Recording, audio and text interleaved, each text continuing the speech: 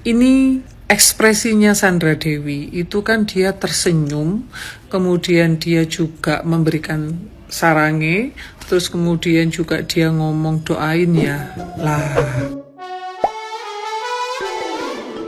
Resmi Sandra Dewi dilaporin imbas suaminya terjerat tindak pidana korupsi PT Timah, teman-teman. Nah, tepat hari Kamis tanggal 4 April ini Sandra Dewi itu diperiksa di kantor Kejaksaan Agung. Tapi kok ada yang aneh ya, senyum-senyum kayak nggak ada problem, padahal suaminya kan yang terjerat korupsi. Dan ada kabar terbaru bahwa Kejaksaan Agung udah ngantongin 2 nama artis terkenal yang diduga bakal nyusul jadi tersangka. Wah, ini sih bakal bercabang kayaknya, teman-teman. Ya, walaupun 271 triliun itu bukan uang yang dia terima masuk ke kantongnya, tapi tetap aja teman-teman, ini imbas dan efeknya buat negara juga. Cara pendapat kalian soal ini? Hai netizen, hari ini kan si Sandra Dewi kan dipanggil sama Kejaksaan Agung dan ditanyain selama 5 jam. Saya baru tahu netizen, suaminya koruptor, bukan koruptor lagi, mega koruptor yang maling duit rakyat 271 miliar ya. 21 triliun. Kalau miliar masih mending. 1 triliun tahu nggak? 1000 miliar. Ini 271 triliun. Itu baru kerugian lingkungan. Berarti masih ada yang lain. Aset-asetnya dia di luar dari 271 T. Saya baru kali ini dan mungkin sesering mungkin ya kita lihat ya, dengan gaya senyum-senyum, gaya daripada Sandra Dewi sepertinya nggak merasa bersalah, ketawa ke TV. Ya inilah dia, dan tidak tertutup kemungkinan Sandra Dewi bisa terlibat karena harta kekayaan yang diperoleh setelah pernikahan. Berarti walaupun dia tidak tahu apa yang dikerjakan suaminya, tetap ikut terlibat. Itu menurut saya ya. Kau pinjam dramanya boleh nggak? Gitu. Nah, bagaimana menurut netizen dan rakyat Indonesia yang hidupnya pas-pasan di rumah kumuh? Ini orang taruh aja di rumah kumuh. Netizen ya setuju enggak? Kolong jembatan katanya. Banyak yang bilang kolong jembatan aja dia taruh dia. Komentar ya netizen ya. entah kenapa gue agak pesimis ya dengan hukum yang ada di negara Konoha ini, apalagi mengenai masalah korupsi. Ya kita tahu lah dengan masalah-masalah korupsi yang sebelum-sebelumnya seperti apa. Mudah-mudahan sih ya, mudah-mudahan sudah berubah jauh lebih baik. Nah di sini gue ngeliat reaksi dari Mbak Sandra Dewi di mana dia itu melemparkan senyum, ya seperti nggak terjadi apa-apa gitu ya kan. Terus dia bilang doain ya, terus dia melemparkan sarang heo seperti ini. Nah banyak lah netizen-netizen, rakyat-rakyat jelata seperti gue ini pada gemes-gemesnya, semakin marah, semakin kesel gitu ya kan. Tapi kan kita nggak tahu ya apa sebenarnya dalam hatinya. Mungkin aja dia dengan seperti itu bisa menutupi rasa sedih, rasa malu atau kecewa. Karena ya bisa jadi juga dia nggak tahu asal muasal harta yang didapat oleh suaminya. Karena di sini dia juga dipanggil Kejagung sebagai saksi. Jadi kita tidak boleh langsung menilai seperti itu, oke?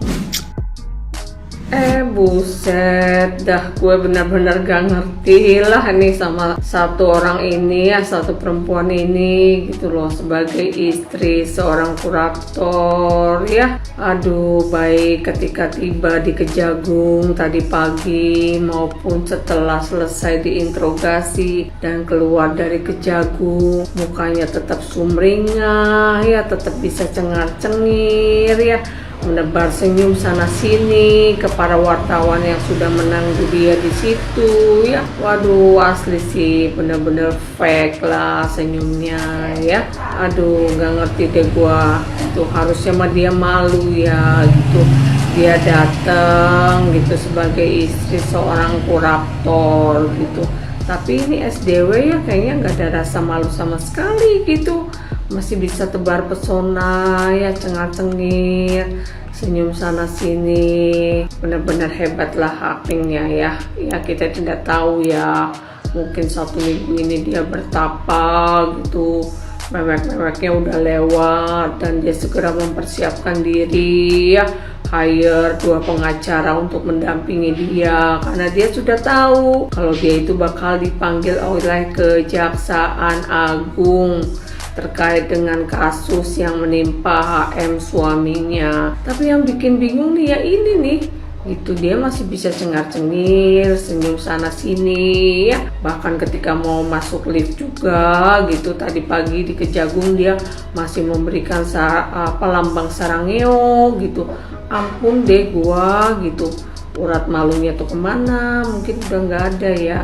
Ya begitulah ya, orang-orang yang melakukan korupsi dan keluarganya di Indonesia itu masih bisa santuy ya, nggak ada rasa malu, nggak ada rasa apa sedikit pun gitu terhadap masyarakat. Tepuk jidat deh gue. Hai Re, hari ini Sandra Dewi itu diperiksa sama Kejagung ya, berkaitan dengan kasus yang menjerat suaminya gitu. Nah yang menarik, ini aku bertanya sama temen-temen ya, ini ekspresinya Sandra Dewi itu kan dia tersenyum, kemudian dia juga memberikan sarange, terus kemudian juga dia ngomong doain ya. Lah komentarnya ini memang selalu menarik itu kan, komentar-komentar dari netizen gitu. Ada yang bilang sempet-sempetnya senyum kok bisa, padahal suaminya itu lagi di penjara loh. Ada juga wartawan yang bilang bagaimana makan uang timah atau apa, terus ini korupsi segitu banyaknya masih sempet-sempetnya senyum. Nah yang ingin tak tanyakan, emangnya ekspresi Sandra Dewi itu harus gimana? Kalau nanti misalkan nggak menjawab sapaan media, dikiranya juga sombong. Terus kemudian dia memberikan senyum, kok katanya masih sempet-sempetnya senyum. Udah korupsi, suaminya korupsi segitu banyaknya, masih senyum, masih sempet dada-dada, masih sempet bilang doain. Nah, kalau dia juga mau nangis, mau sedih, ya juga gimana gitu, serba salah. Kalau menurut aku ya, sebelum Sandra Dewi itu diperiksa, dia itu kan begitu suaminya tertangkap pasti dia juga sudah mikir nanti ketika dia itu muncul atau tampil atau ketika diperiksa, pasti wartawan media itu pasti sudah datang, pasti juga akan nge-up beritanya, pasti juga akan menyorot ke dia. Nah mungkin dia mikirnya, mau aku sedih, mau aku senyum, kan tetap dia dianggap salah karena suaminya korupsi segitu banyaknya. Jadi ya udah, dia mungkin aja loh, ini mungkin Re, aku takut salah yo. Ya sudahlah, dia hadepin aja ya, dia memberikan mungkin senyuman, tapi kan kita ya nggak tahu ya perasaannya seperti apa. Dah, ini pertanyaan Re, emangnya Sandra Dewi itu harusnya gimana gitu loh ya. Kalau kata orang, Pak Presiden Jokowi nggak tahu soal tambang 271 triliun kerugian negara. Bullshit, nggak mungkin nggak tahu. Karena apa ya?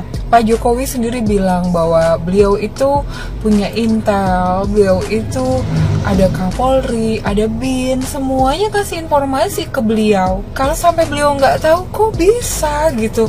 Ini adalah sesuatu hal yang sangat penting yang merugikan negara.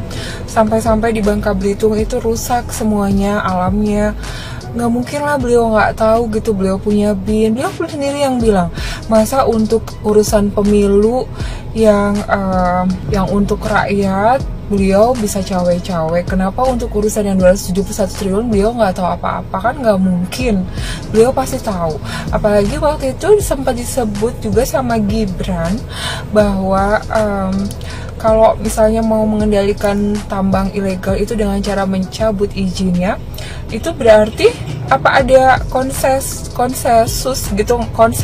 nggak tertulis gitu bahwa kalau kita mau ada tambang ilegal, izinnya secara tidak tertulis, mungkin ada konsensus seperti itu gitu.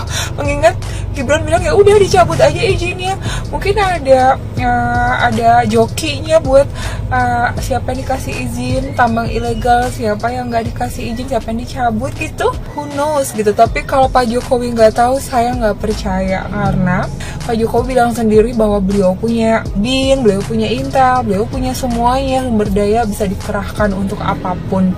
Dan nggak mungkin, beliau kan sangat peduli rakyat kecil, sangat sayang sama rakyatnya. Nggak mungkin kalau ada kerugian kayak gini beliau nggak tahu apa-apa. Sangat impossible, sangat mustahil.